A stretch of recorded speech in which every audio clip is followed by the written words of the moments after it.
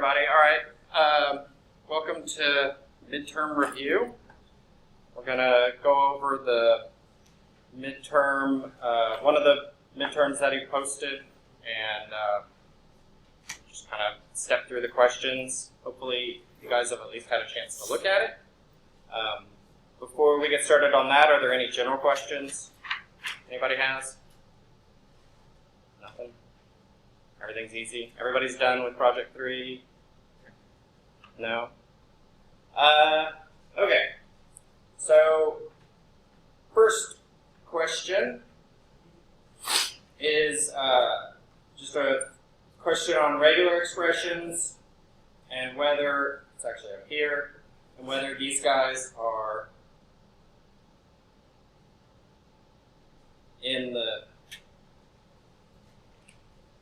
defined by are in the language to the right of them. So is M uppercase M, which is part of the uppercase letter, versus the lowercase letters, or the lowercase letters, digit. So we're going to look at, my Greek is terrible.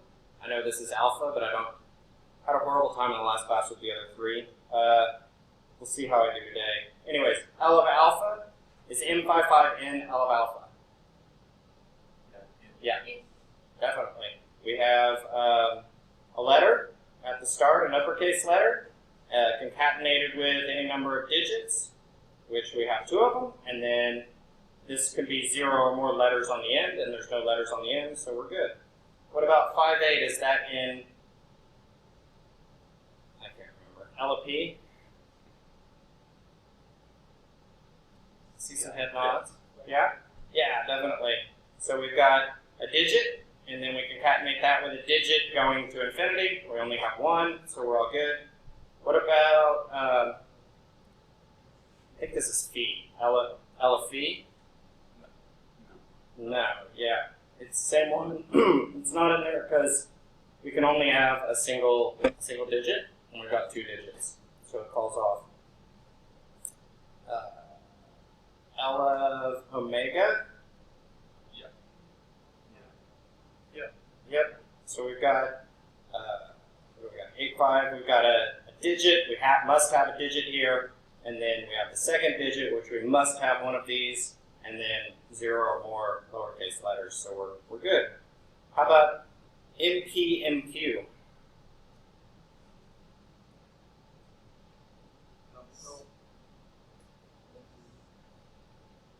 It's tricky. No. He's being tricky. Yeah. So you got to remember to check for that. We're good through MPN. We're all good, and then Q, unfortunately, is not in the uppercase letter set. So see over here, we got MNOP, but it's saying that the string passed in was Q. So that one is not in L of alpha. Does that make sense? Everybody good with that? All right. L of P in, lowercase m, uppercase M, P, 5. Right, because we've got lowercase letter, that's good, and then we've got uppercase letter, which is good, and then digit and uppercase letter, but then we have no spot to pick up this lowercase m on the end. Next.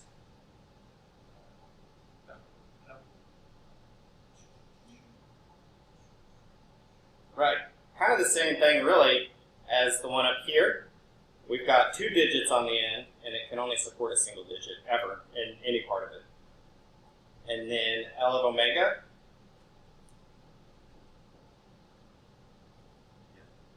Yep. We've got a digit here, and then we've got the uppercase P concatenation, and then we concatenate with all lowercase letters as long as we want. So we're good. Perfect, everybody got 100 on that.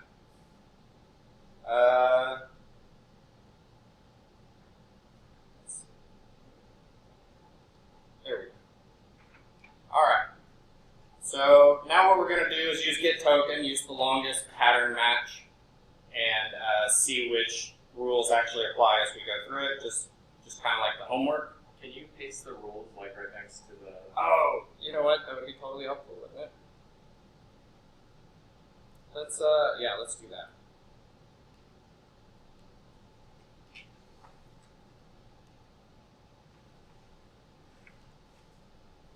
No, it's not. Is that still? That'll still be on the screen, right? Good.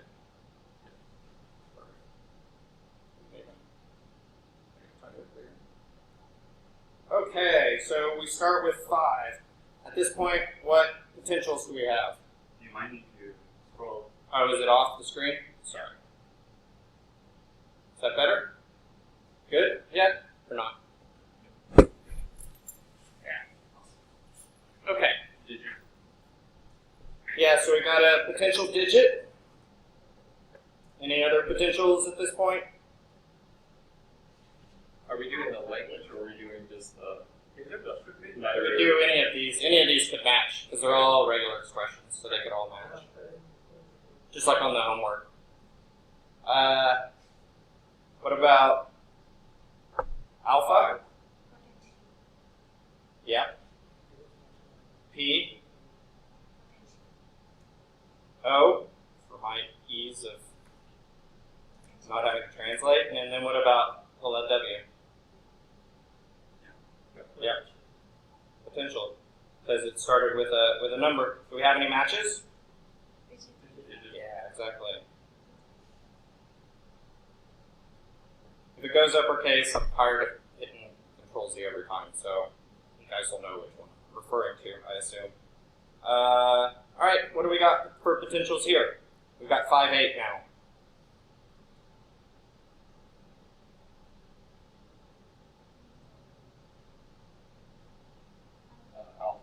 Alpha.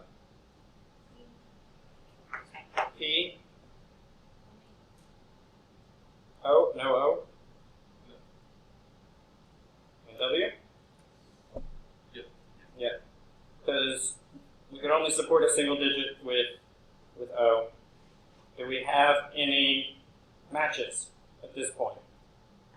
Is that a letter star on alpha? Yes.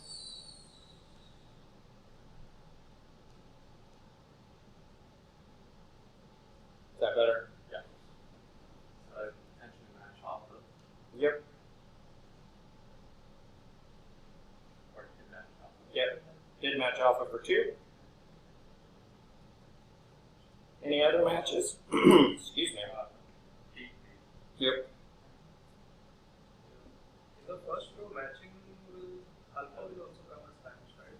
In the first round? First row match column. Are you talking about up here or down? Up. Yes. First row. The first. P was also a match. Yep. Yep. And P? Yep. P2. Good. All right. What about now? Do you still need one for W on match? Yeah. Good call. Now, what potentials do we have?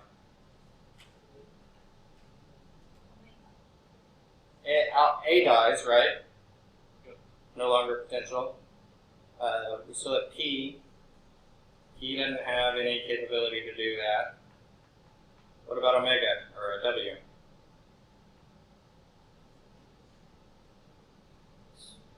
Yeah.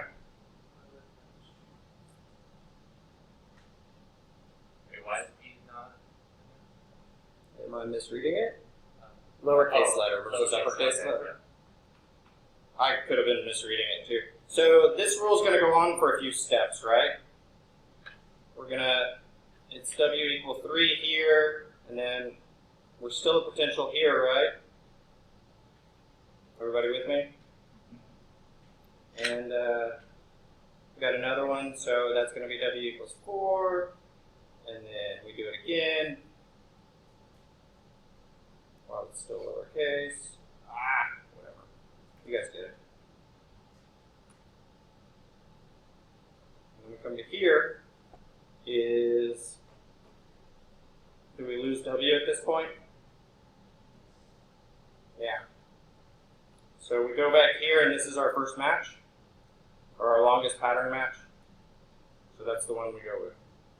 And now we're on an uppercase P. What are our potentials? Letter? Yeah, big letter. Alpha. Alpha.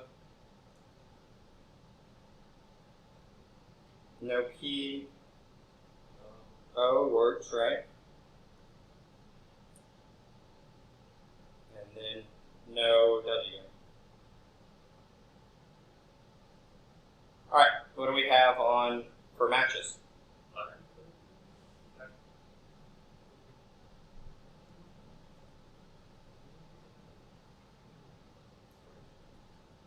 And?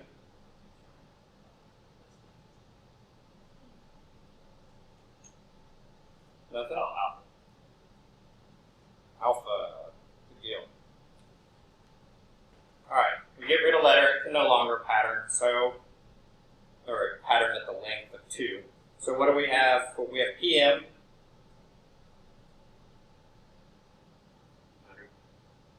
Letter can't. I mean, alpha. Alpha.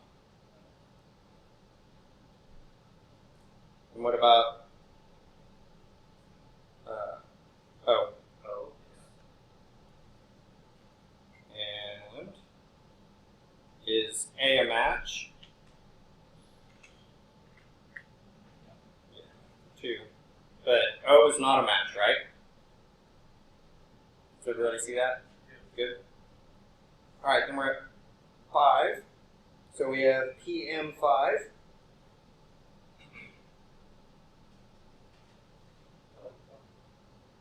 Yeah, A can't match, can it? But O can definitely match. Or O is still potential, and it matches at 3. And then we come down to here, and O is done, right? So this is our longest match, is the O.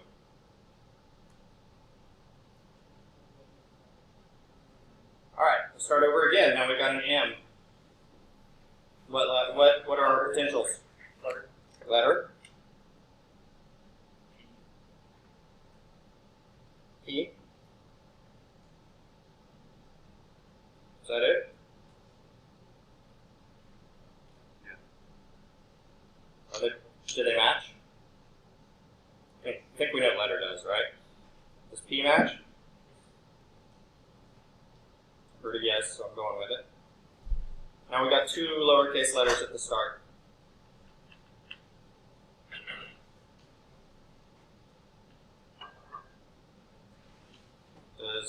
Letter falls off. But do we get a P out of it? Can we get another? No. No. So which one?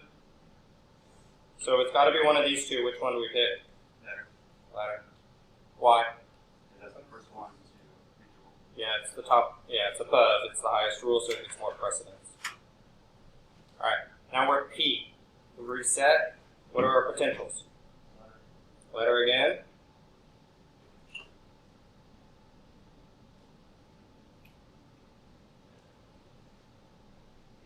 P. Just like last time, right? Just a lowercase letter at the start. And this would be the same. Now what?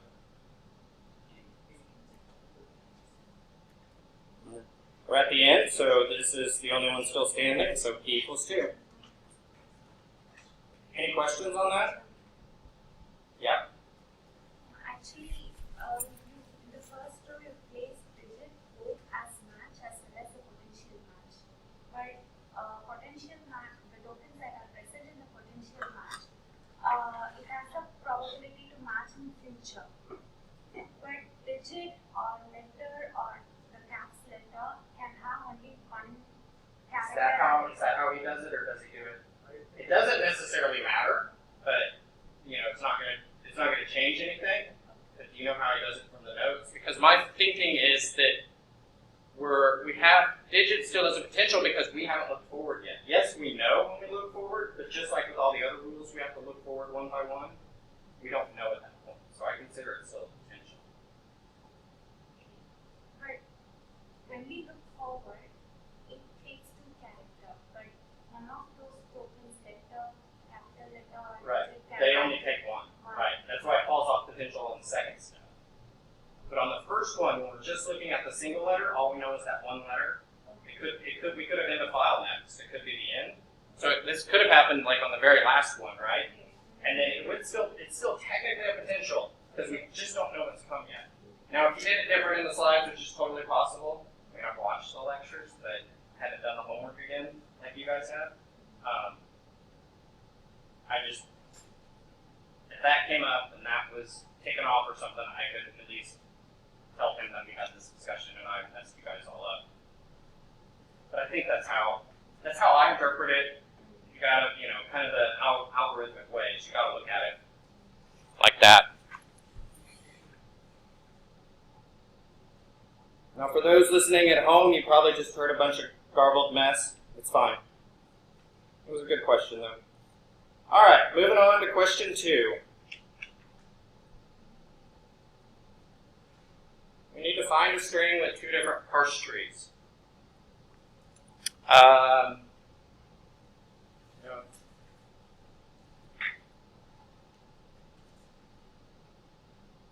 Can you see it better now? Is it all on there now?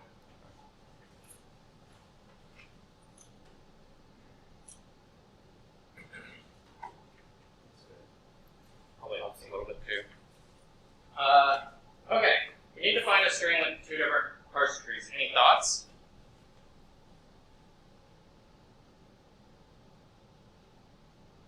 You guys want to know how I kind of thought about this one or how I kind of saw it? I tried to, these can be hard questions for me at least, but this one I tried to look at, I just started with S and I just looked at S and I noticed that in the second rule of S there was a DE and in the first rule of S there was kind of a DE as well, and so that prompted me to look for epsilons. And I looked to see, well, does B have an epsilon in it? Oh, it does. So I can pretty much just mark a strike right through B and not worry about it. Basically I was trying to see if I could get this pattern to match this pattern here, and then I'd know I had an ambiguity, right? So I looked at B, then I looked at D, and I was like, oh, D can have epsilon in it too, so I can get rid of those. And that means that D could have epsilon in it, and then this E is the only real hard character. Well, can the non-terminal E have an E in it? It can. So I could just substitute a little E there, and the second E goes to epsilon. So I can kind of see at a high level what my 2 parse trees are going to look like. Does that make sense? It's not always going to work like that, but I kind of try to find the patterns in, where I can kind of make them similar in the parse tree, and you might get lucky and that might work versus having to just think through all the combinations from kind of a brute force method. So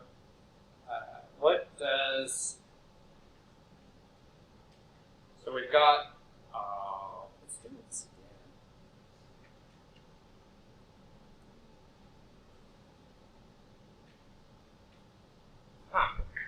Let's try this.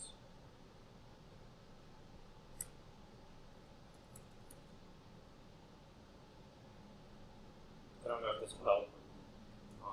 Try it. I'm not quite sure why it's doing it to me.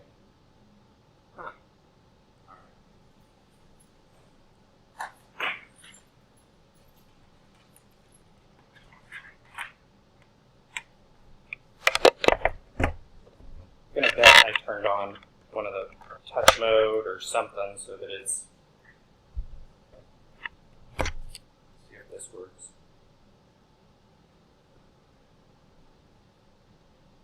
That's much better. So we got S goes to. We're gonna try that out. What do we got? Which one? B goes to D goes to epsilon, but and what else is under? What are all the ones under S or for the first rule? B, B, D, E. Oh yeah, B. Sorry. Wow, that's terrible. Let's try this again. All right. So we got B, D, D,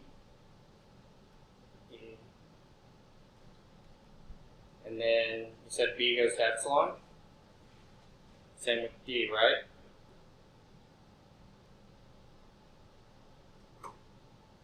And then E goes to epsilon as well. So we got that one done. Now what do we do with this S to make this? So we want to make a string of just E. D and E. Yep. D goes to epsilon. D goes to epsilon. E goes to E goes to E. Now we have the same string built twice.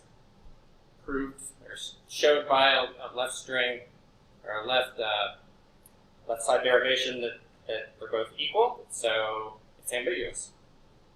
Any questions?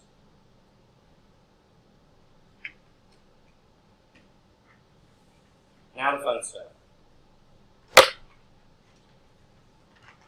Okay. I went ahead and started this out. I figured you guys finally all have the rule that it's supposed to start with empty sets. So I'm not going to torture you and ask you that.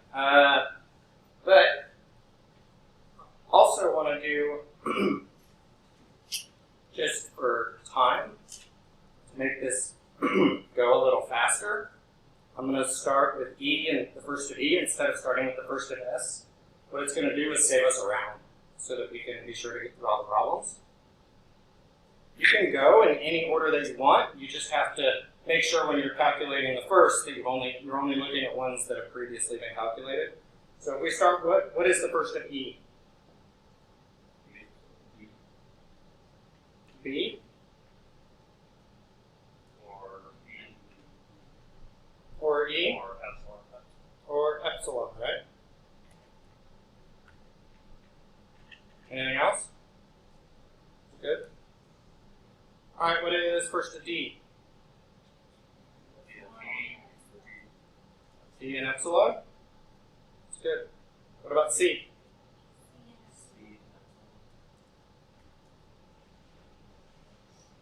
What about B? B?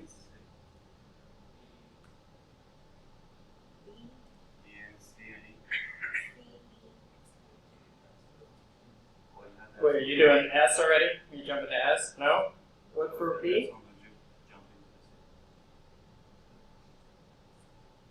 We have B. And then we have epsilon, definitely. What rule would give us? Just E, epsilon. Yeah.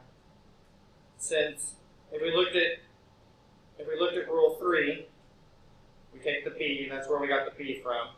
We look at rule 4, we need the intermediate, we need the ones in between to have an epsilon in them.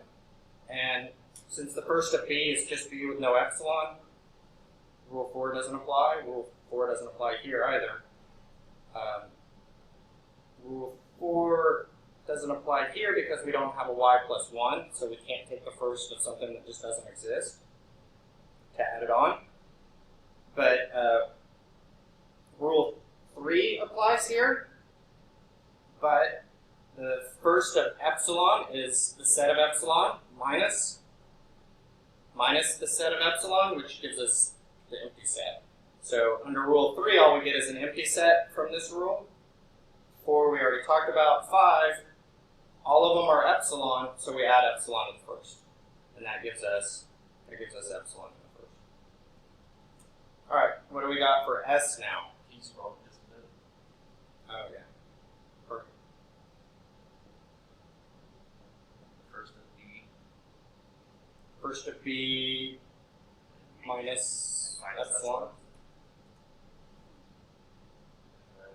First of E. Which one are we on here? Are we on this one? Yeah. We're doing this one first. So we're looking at, we got rule 3 applied, right? And now we're looking, so does B have epsilon in it? Yes. Yep, so we can look at D. And we would add the first of D minus epsilon, which is D. Right?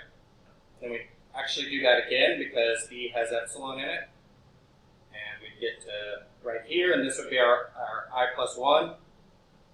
So we add that minus epsilon. And then we go to this rule down here. Well, we can't get, right, rule 5 doesn't apply because we have the E here. Can't get all the way across. So epsilon does not go into S. Good. And then, First D is very bad. yeah, first of D is already added period, so we don't need to worry about that necessarily, but it does have epsilon in it. We look at the first of E, Has E. Has B in it, but we've already added B and we've already added E, so there's no change there. Now, Excellent. yes, exactly. Almost forgot rule 5. So rule 5, applying it to these two, you end up with epsilon as well. And then your program would technically go through again because we had changes on that round. It would do another round, and would it make any changes? No. No, it wouldn't. I'm not. For the sake of brevity, won't copy it all, force you guys, but they're all the same. Now let's see if I copied those right. D, D, E, yep, B, C, D, D, E, yep.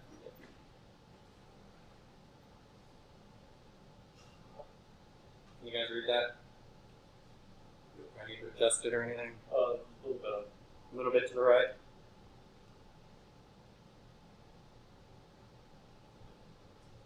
Cool. Alright, that was nice. I did the really hard step of initializing everything to empty set. What do we...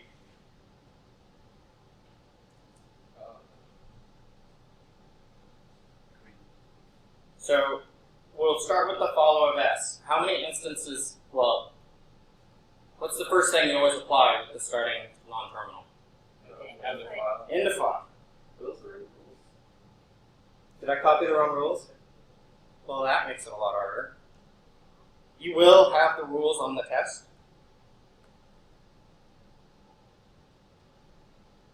They won't be in my pretty color coded. And the color may only help me, but I find it helpful.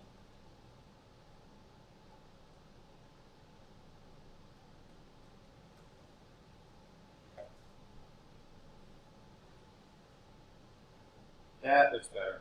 Alright, so yeah. Now, does S apply? Does S appear anywhere on the right hand side? No. Yeah. So first sets we're looking pretty much at the left hand side for the first of S, the first of B, the first of C, D, E. But for follow sets, we're only looking at appearances when the non-terminal appears on the right hand side. It doesn't appear anywhere, so the only rule that applies to it is rule 1 here. Everybody good with that? Alright. Moving on. What about follow of B? How many times does B appear? Twice. So, is it at the end of a rule or pseudo at the end of a rule for one of these two to apply? No. We'll just look at this one first, and then we'll go to the second one. So we do it kind of mechanically. But yeah, so it's not at the end, and the E blocks it from getting to the end. And then the same here, or those two together. So does B have something directly next to it? So we add the first of what's next to it, which is D. Does can that D that we just added, can it go to epsilon? So we add the first of D again, but that doesn't change anything. D goes to epsilon again. We add the first of E,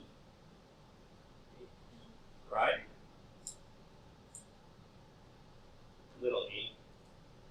Good. And I think that's it for rule 5, right?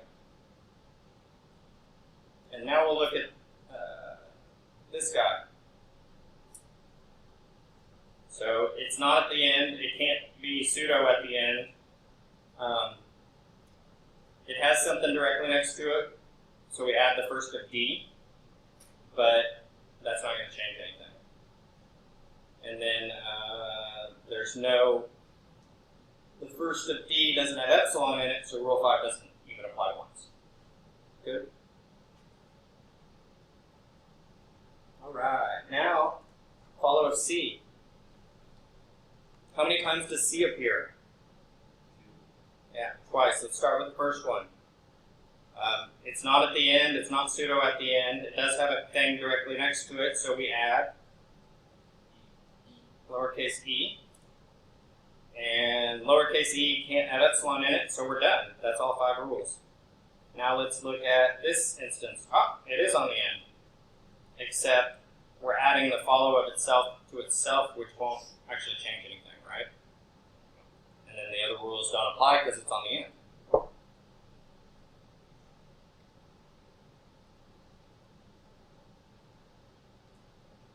I think he said this a couple times in class. So, how do you know you made a mistake with follow sets? What character? If epsilon, I just messed that up completely. If epsilon appears in your follow set, you know you've made some kind of mechanical error. It's just a good double check that you thought about something not right and can go back and kind of look at it. I always need those. I was the kid in math class that had to do it the one way and then stick all the stuff back in to make sure that it actually worked because it was wrong half the time at least. So I always liked the double check things on like tests and exams. His exam I was pretty time tight, but he's fair. It's not ridiculous like some classes are. I didn't have that much time on this first one to double check my answers, but I did on some of the other ones. But yours is going to be a little shorter than ours was, so I don't know. It'll be pretty fair. You may have a few minutes at the end to kind of check depending on how quick you are. You'll see people, of course, like any other class, walk out after like 20 minutes. Usually, it doesn't mean anything. All right. Follow of D. How many times does D appear? 4. So let's look at the first one. Well, these 2 rules, it's not at the end, it's not pseudo at the end. It does have something directly next to it, but in this case it's itself, so that doesn't really get us anything. So let's move on to rule 5, because D can go to epsilon. The first of D can go to epsilon, right? So we can get to E. So what do we have in the follow set? Anything else? Do we ever finish follow of C? Did I not finish it? Did I get on my little? I think we did. On which part? C2, little C and C.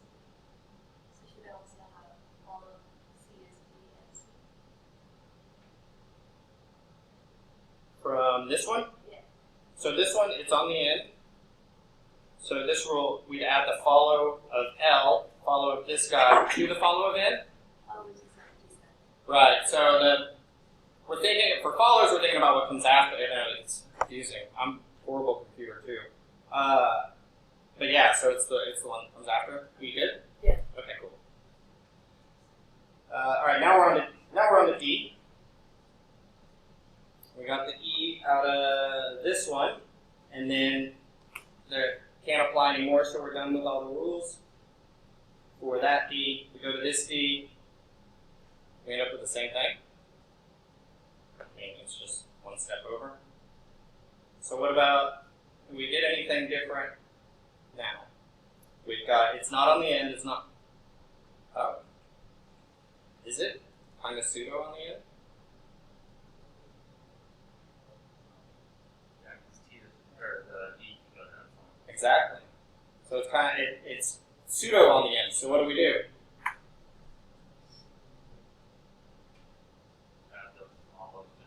Yeah. Follow the L.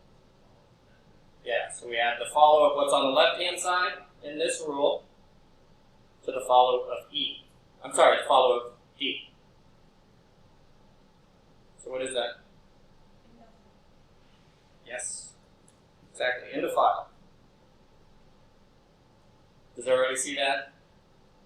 Good. Alright. Moving on. So that was rule 3. We look at rule 4, what's directly next to it, and we add the first of what's directly next to it. So what is the first of what's directly next to it? Don't we have to add first of B to follow in the first? Since D appears after. Yes. Good catch. first, so backing up before we got there, the comment was, and is correct, that we have to add the first of D by this rule right here, the first of D to the follow of D, and that's, for some reason, I skipped that. Very good catch. So we'd add D as well here. All right, now we move on. We find on this second rule, we find D, or we find the end of file, and then what else? Small b. Why? Because it comes in first of E. Yeah. So first of D, or first of E, and it's right next to it, so we add the first of E, which has a little b in it, and we already added a little e, so we don't have to do that. We don't add epsilon because it never goes in the follow sets. Anything else? Anything I missed? Cool.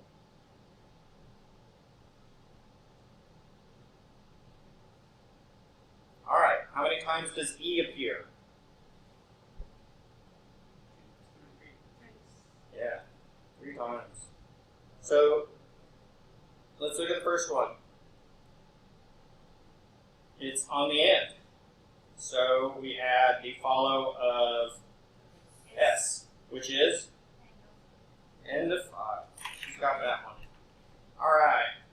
And then we there can't be anything to the right, there can't be anything to the right, so none of these other rules apply because it's on the end. So let's go to the next E. It's still an S, we'd add the follow of S, that doesn't really change anything. It's on the end, so none of these apply. So we're moving on to number 3.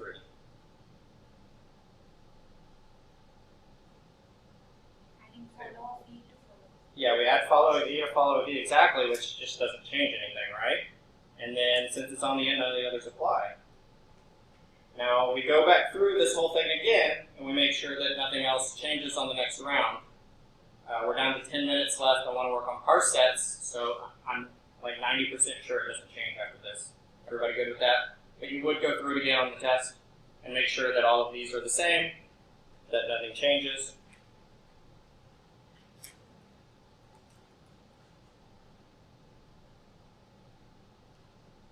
So question 3 is a question on creating the parsers that you guys have kind of talked about in class. There's several ways to approach this, but there are 2 ways really to look at it from what we've learned in class. The examples that he's done in class have basically been more intuition based. Look at first, look at follows, think about what they mean, and kind of intuitionally build parsers. The other option is on the last slide of the syntax analysis deck. He's got this algorithm for doing it. I'll be honest, I can follow it now. I couldn't follow it in class. I just kind of did it from the intuition basis when I was in your seats taking the exam. And I'm going to go through it in more of an intuition way. If you want help on understanding the algorithm or you have questions on it, you can always ask me after class or over email or something, and we can talk about it. But I'm going to go with just kind of walking through it in more of an intuitive way, and then the examples in the slides cover most of the situations, and definitely his example from class covers the ones the slides don't cover. And it's kind of neat to see the whole, I think he talked about it briefly, the whole email, kind of the email parsing thing is kind of cool, I thought. Kind of neat real world application of this stuff that you're doing in here to kind of draw it out. Any questions? Cool. All right. So we've got a little bit different rules. For the question, it says we need to build the parser for B and the parser for C. So we don't worry about building anything else. We assume they're there if we need to, and we write them out. And we've got the functions getToken doing what it always does, and ungetToken doing what it does, shoving it back into the input queue. So how do we get started on parse B? T-type equals getToken. Yeah.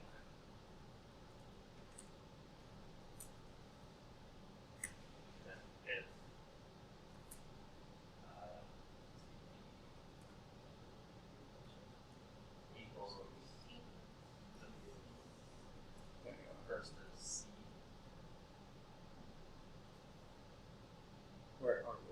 B.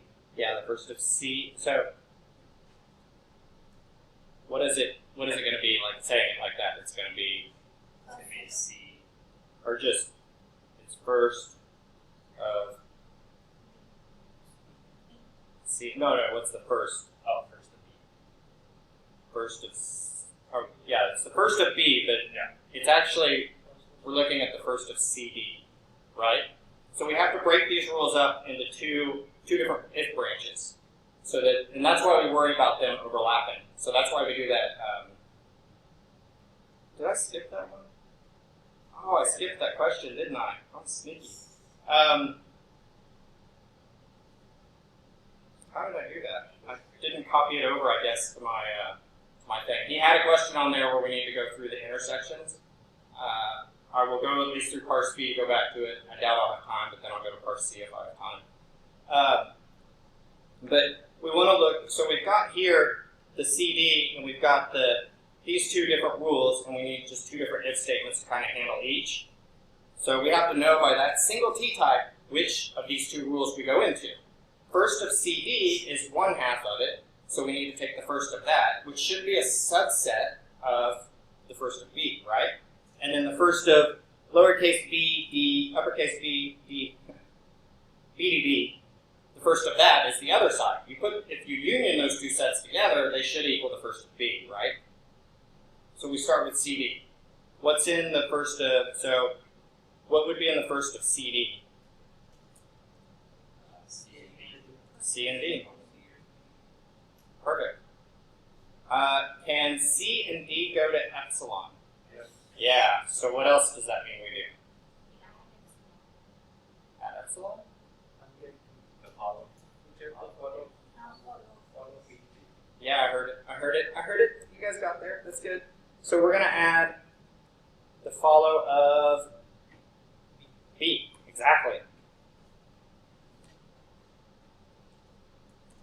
So we know follow of B is E. So we know coming in here, if we hit CD and they're both epsilon, then it's just the next, it's going to be the next, we parse the next thing. But we still need to parse C and D, so what do we do first? Yeah. Because we don't own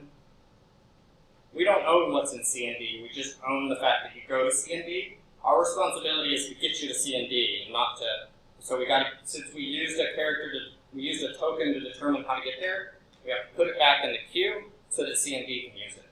So then we'll go to parse C, parse, D. Now what?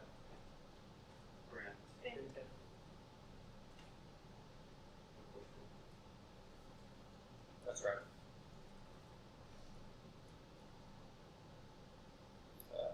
B goes to CD, right? That's the one we consume.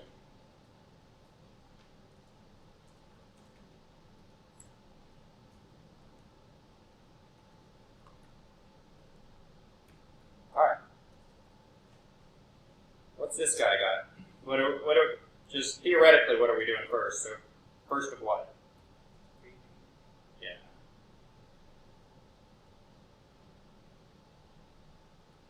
Like that? It's actually tough to type.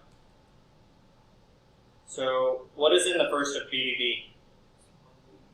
Just B, right?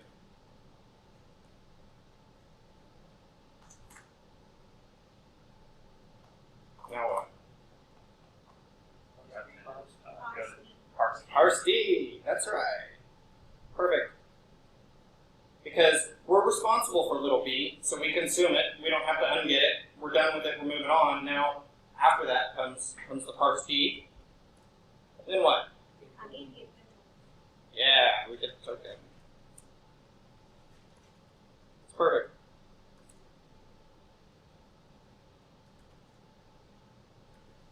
What are we checking? Second B. If I was actually coding this, I would probably literally type second B just for my own sanity. And then, yeah, it's consumed. We're done. Print B goes to B, D, B. What else? Else syntax. On this one, right?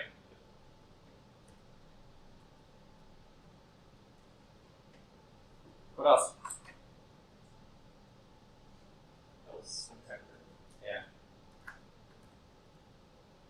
If it's not one of those, if it doesn't fall into one of those conditions, then it's not in our grammar. I think that's it. Good? Okay, we have like 1 minute left.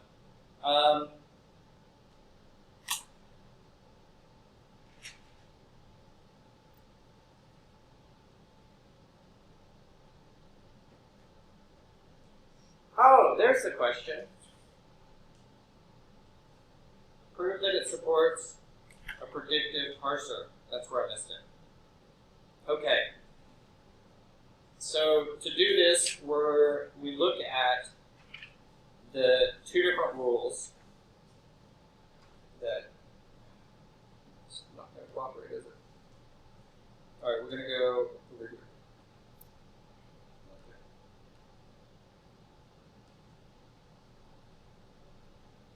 It's not running here. All right. Got all the rules here. So we want to first look at kind of a shortcut. Is you're worried about where you have 2 rules, 2 like paths that you can go where you have to make a decision. So looking at B, we have a decision there. There are 2 rules that B, 2 choices that B has to make. Do I go to CD? Do I go to BDB? So we want to look at the first of B and its intersection. I don't have a quick way to do that. Yeah, we're going to call it intersection with first of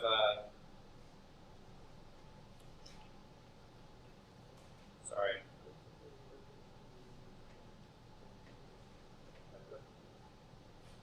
My bad.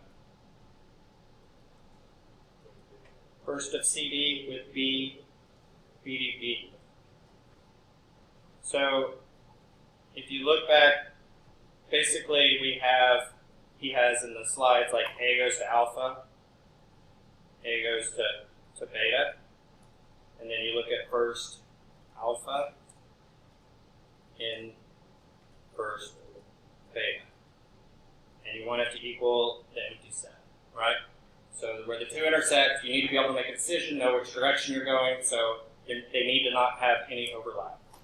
And then if first of A has epsilon, then you do first of alpha intersection with the follow. The first of A. First of A intersection with the follow of A, and you need that to equal. So this is just checking for the same thing that we were looking at that happened when we were writing the parser, right? We need to know that if you go to E here, that there's nothing else, that we're not going to confuse that with something else. So the first of A and first of, follow equals that. And if we look, I'm doing A down there, right, instead of B. So if we look at this real quick, we've got C, D, epsilon, B, and we've got, in the follow of B, we've only got E, so we're good. It's equal to the empty set. And then we've got 2 rules here for for C and for D, and you do basically the same thing. You go through and you say you look at first alpha, which is going to be CC, and its intersection with the first of epsilon, which since C has the non-terminal C in it, and we look at, that's what the first of that's going to have every time, and then the first of epsilon is always going to have epsilon, the intersection is the empty set. We can have, or first of C can have epsilon in it, right? we look up there at what's already done. So we look at the first of C intersection with follow of C, which are these two guys. So we look at C. We've got first of C is C epsilon, follow is D E, not to be confused with epsilon. So that's an empty set, and it's the exact same for the second one. Go through the same process. Is that good? You guys need me to do that one? Anybody? I went 1 minute over or so. No, wait. Am I over? Is that clock wrong? Is that just speeding along? Oh, yeah. My watch is dying. Cool. That's it. Any questions? Good luck on that. This will be posted if you want to review back through it. And